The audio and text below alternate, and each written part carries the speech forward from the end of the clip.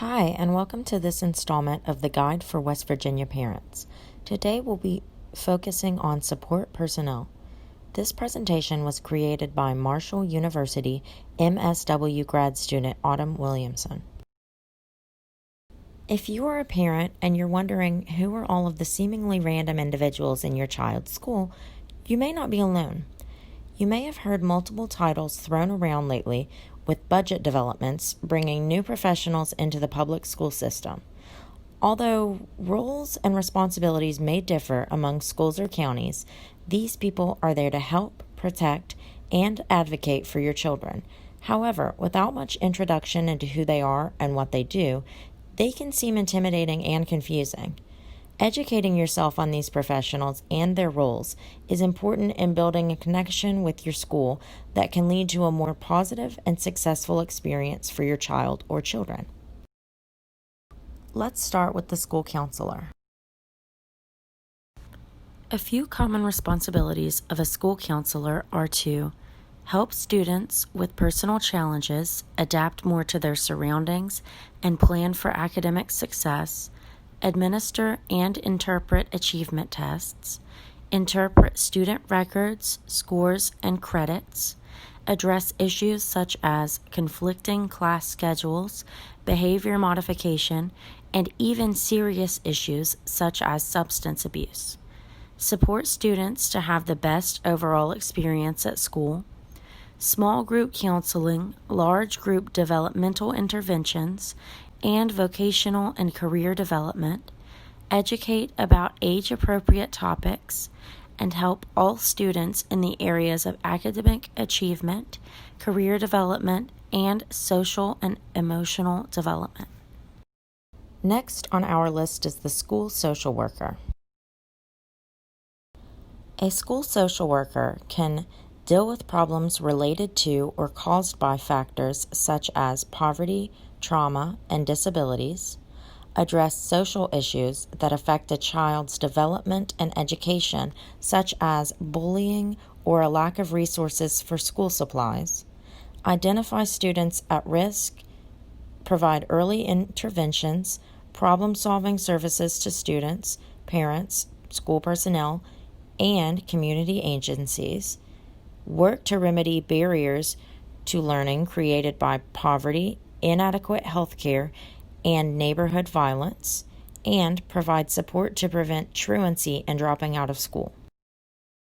The school social worker's mission statement is to serve as the link between the home, school, and community in providing direct as well as indirect services to students, families, and school personnel to support students' academic and social success.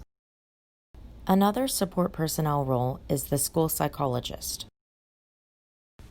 A school psychologist deals with identifying intensive mental health needs, psychological assessments and intervention strategies, individual behavior and personality and ability assessment, and organizational consultation, developing education plans that focus on mental health, referring or providing services for students with learning disabilities, emotional and behavioral problems, and those experiencing mental health problems.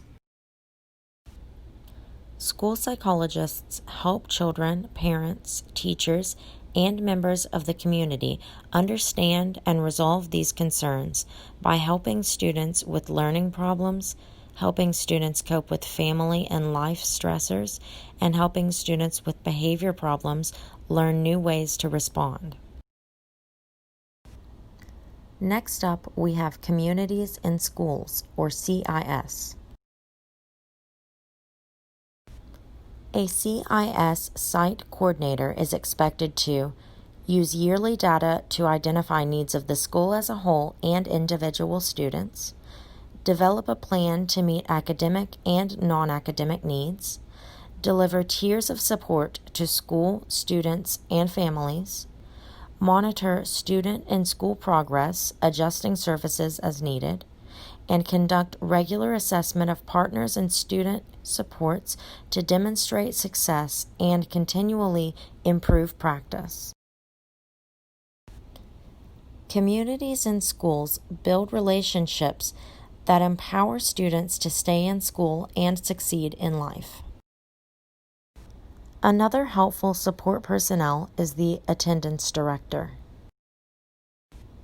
An attendance director's role is to work with students and families to get to the bottom of unexcused absences and encourage faithful attendance, provide family support and resources for truancy prevention, work with principals and other staff to develop a better attendance program that begins with prevention, truancy prevention activities that support regular attendance and get rid of the need for other interventions for unexcused absences, conduct home and other off-site visits to address student attendance as well as other physical and social emotional needs, attend parent conferences, team meetings, SAT meetings, and other meetings related to school attendance or even non-attendance issues, determine and refer at-risk students, and participate in truancy and pre-diversion meetings,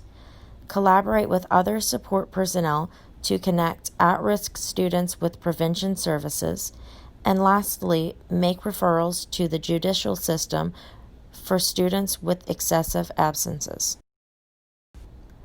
The mission of an attendance director is to advance student success and help close equity gaps by reducing chronic absence. Another support personnel role is the behavior interventionist. Counties may use different titles for behavior support personnel. The role of these behavior interventionists are to assess students with behavior issues and devise a behavior plan for the student, conduct functional behavior assessments or FBAs and behavior intervention plans or BIPs to check for behavior issues, change and update behavior support plans and behavior goals as needed, provide ongoing support and resources to educators for IEP or individual education program development, disability information, research-based instructional strategies, or behavior management. The next support personnel role is that of the school nurse. The school nurse can work with students providing first aid and care management, providing health education through individual and group sessions, promoting healthy habits and choices, and screening for health conditions. School nurses can also assist families in identifying and adapting to health and social stressors, obtaining care for identified health problems, and staying informed regarding health and wellness in youth and their family unit.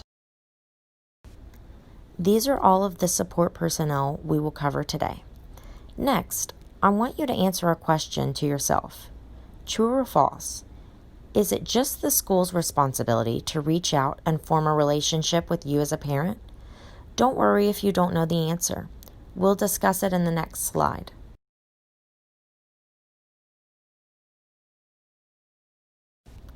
The correct answer is false. Now, to go about correcting the myth. Most school personnel deal with at least one classroom full of students per day. While it is important to them to form a relationship with the parents of their students, it might get pushed to the bottom of their massive list of to-dos. There are no set rules when it comes to forming a relationship with your child's school, and something as simple as a phone call or meeting could be all it takes to find that connection. So reach out and contact your child's school. This will start to bridge the gap between your child's networks of support that can help them become more successful. Here are some ways you can reach out to your child's school. Introduce yourself as early as possible and provide information about you, your child, and their home life. Don't wait until there is a problem to address something with the school. Picking your child up from school at the end of the day is a great opportunity to meet some of the school staff. A phone call, Zoom call, or in-person meeting are usually more effective points of contact between you and your child's school than email or other written communication, unless told otherwise. Ask to be kept updated on your child and provide the appropriate school personnel with updates from your end. Lastly, offering your services or support through volunteer work is a great way to build a positive relationship with the school. I hope this presentation taught you a thing or two about who is available to help your child and your family and how to reach out to them. Thank you for watching.